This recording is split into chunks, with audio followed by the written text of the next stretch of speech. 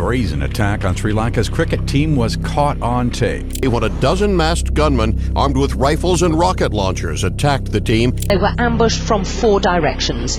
The gun battle went on for nearly half an hour. Not a sign of a policeman anywhere. They were told cricketers would never be targeted. That was proved horribly wrong. Sports rivalries are the lifeblood of the sporting world, fueled by the intensity of the competition and the relentless pursuit of victory. In the heart of every sporting arena, a tempest brews, a clash of passion and competition that transcends the boundaries of mere games. It's where rivalries ignite, setting the stage for unforgettable battles that etch themselves into the annals of history. But it's in the stands where the boundaries of sanity are tested that the true essence of rivalry is revealed. Rivalries ignite our passions, test our loyalties, and challenge our very identities.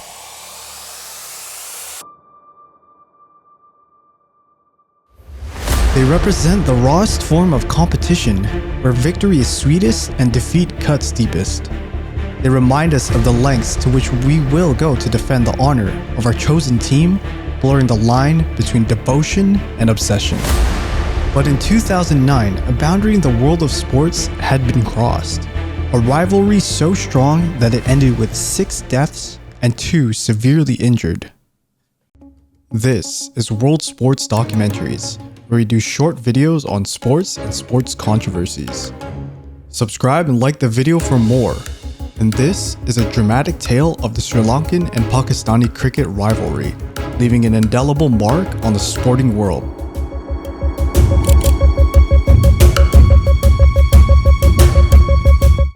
In 2009, both Sri Lanka and Pakistan faced a series of significant challenges that deeply impacted their economic and social landscapes.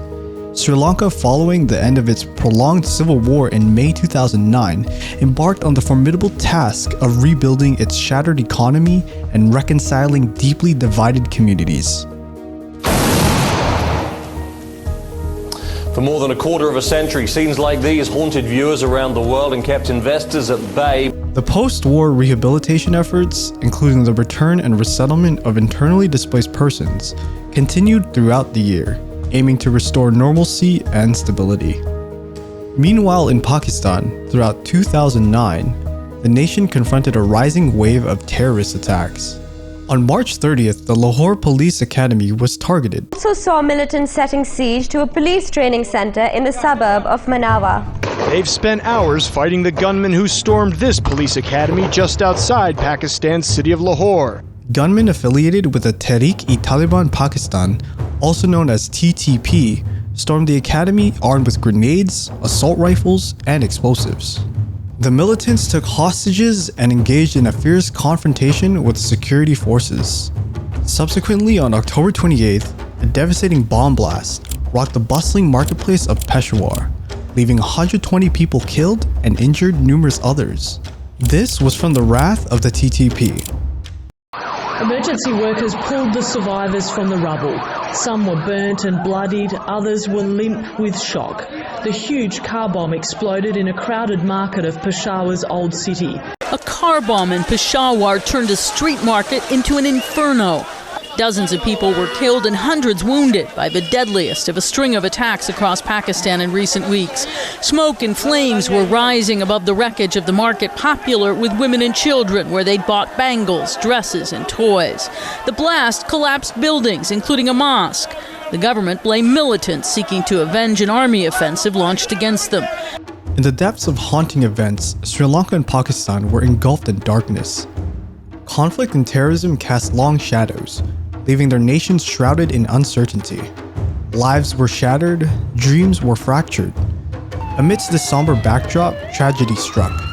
In March 2009, the Sri Lankan cricket team, a symbol of hope, became a target.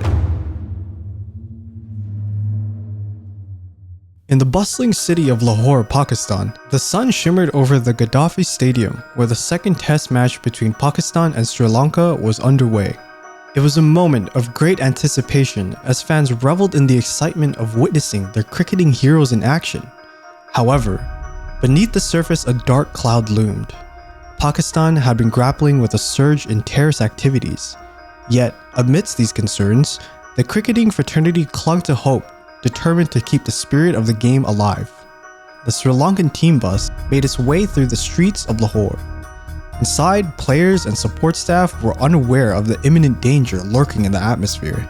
In Lahore, Pakistan, a group of 12 gunmen hid near Liberty Square, waiting for the Sri Lankan cricket team's bus to pass by on their way to the Gaddafi Stadium. Suddenly, they opened fire on the bus, targeting its wheels and passengers. The Pakistani police escorting the team fought back, but tragically 6 policemen and 2 innocent civilians lost their lives.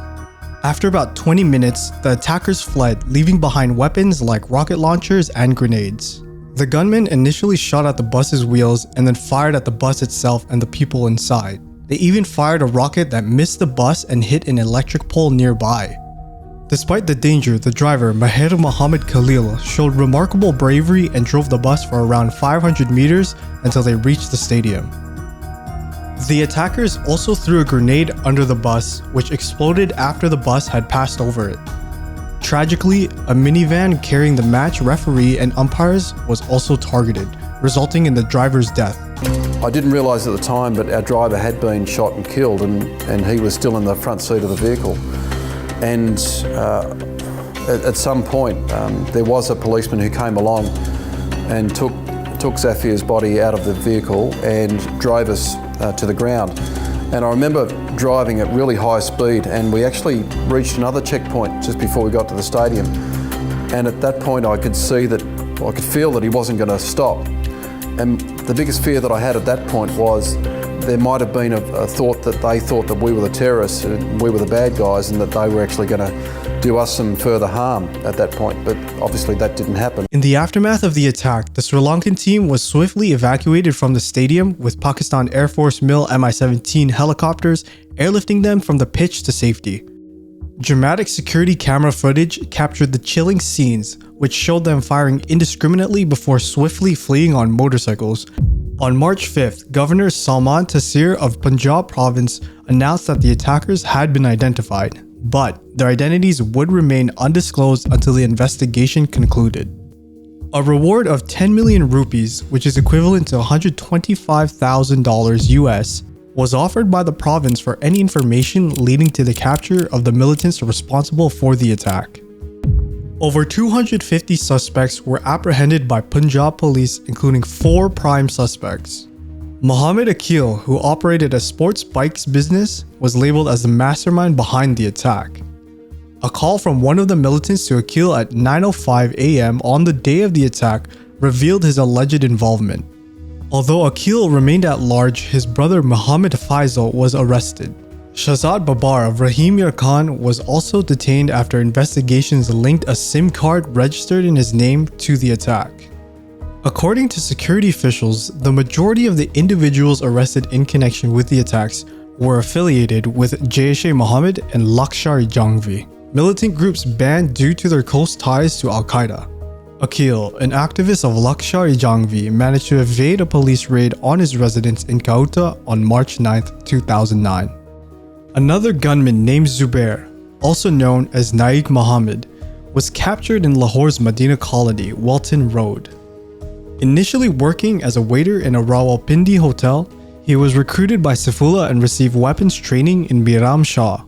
Several other individuals remained at large. The attack then triggered a 15-minute gun battle with police guarding the vehicles. Officials said 6 policemen and a driver were killed, and 7 players, an umpire, and a coach were hurt in the coordinated attack, but their injuries aren't considered life-threatening. Didn't speculate on the identities of the attackers or their motives, but the chief suspect will be Islamist militants, some with links to Al-Qaeda. The men appear to be highly trained and highly armed. I think this was one of the most tragic incidences in Pakistan's sports history. I think this was one of the worst security failures in Pakistan. The Pakistan government guaranteed the Sri Lankan cricket team that they would provide them security. And to see the type of security provided to the Sri Lankan cricket team was completely shameful. Of the umpires comes as more questions are being asked in Sri Lanka about the security measures that were afforded to their team. Many are asking if the country's cricket board did enough to make sure that the players would be safe in Pakistan. Not a sign of a policeman anywhere. They had clearly left the scene and left us to be sitting ducks. Leading some to question who's actually taking responsibility for the safety and security of their national team. The Pakistani government and Pakistan Cricket Board assured Sri Lanka that we will receive full security as all cricketers are VIPs. Let's tell you more about these men who have been released. They're believed to be affiliated to the Lashkar-e-Jhangvi. Now this is the group that is believed to have attacked the Sri Lankan team in Lahore in 2009. They also have 43 other cases pending against them. The terrorists now walking free in Pakistan. Now the alleged mastermind of that attack on the Sri Lankan cricket team has been granted bail. Now he's been granted bail by the Apex Court after the prosecution failed to prove his involvement in the case of attack on Sri Lankan cricket team. Now the man in the picture, Ishak, he was acquitted in 34 out of 44 cases, while in the remaining 10, including the attack on the Sri Lankan cricket team, he had already been granted bail. Now, this is the latest coming in from Pakistan. Now, the mastermind of the attack on the Sri Lankan cricket team, he's been set free. He's walked a free man out of jail this morning after a Pakistani court has granted bail. As the curtains fall on this chapter of cricketing history, the 2009 attack on the Sri Lankan cricket team shattered the illusion of invincibility that often surrounds the world of sports. It served as a stark reminder that the pursuit of the game we love can intersect with the darker realities of our world. Amidst the chaos, these heroes emerged, demonstrating unwavering courage and unity. Hey, thanks for watching. Before you leave, be sure to subscribe and hit that like button. And here are 2 other videos I think you may enjoy. See you in the next one.